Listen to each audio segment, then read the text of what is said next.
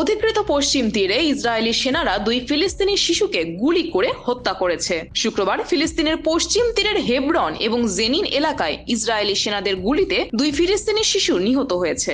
এই ঘটনা ফিলিস্তিনিদের মধ্যে ক্ষোভ ও উদ্বেগ সৃষ্টি করেছে। কাতার ভিত্তিক সংবাদ মাধ্যম আল জাজিরা এবং ফিলিস্তিনি স্বাস্থ্য মন্ত্রণালয়ের তথ্য অনুযায়ী 12 বছর বয়সী আইমান নাসির আল হাইমৌনি এবং 13 বছর বয়সী রিমাস আল আমৌরি নিহত হয়েছে। আল হাইমৌনি হেব্রনের দক্ষিণে একটি আত্মীয়ের বাড়িতে বেড়াতে গিয়েছিল। সেখানে ইসরায়েলি সেনাদের গুলির শিকার হয় সে। তাকে তাড়াতাড়ি হাসপাতালে নেওয়া হলেও চিকিৎসকরা বাঁচাতে পারেননি।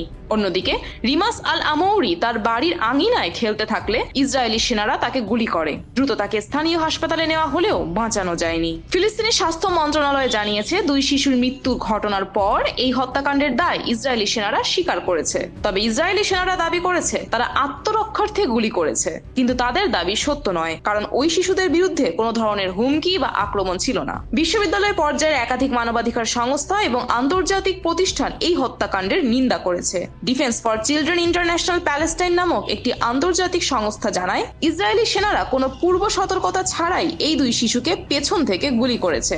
সংস্থার কর্মকর্তা আয়েদ আবু একতাইশ দাবি করেছেন, সেনারা তাদের আর্মোর্ড কারের নিরাপত্তার আড়াল থেকে শিশুদের লক্ষ্য করে গুলি করেছে। এই হত্যাকাণ্ডের পর পশ্চিম তীর এবং গাজা উপত্যকায় ইসরায়েলি বাহিনীর কার্যক্রম আরও তীব্র হয়েছে। জাতিসংঘ এবং মানবাধিকার সংগঠনগুলোর মতে, ফিলিস্তিনিদের ওপর এই ধরনের হামলা ও সহিংসতা মানবাধিকার লঙ্ঘনের শামিল এবং এটি আন্তর্জাতিক আইনের পরিপন্থী।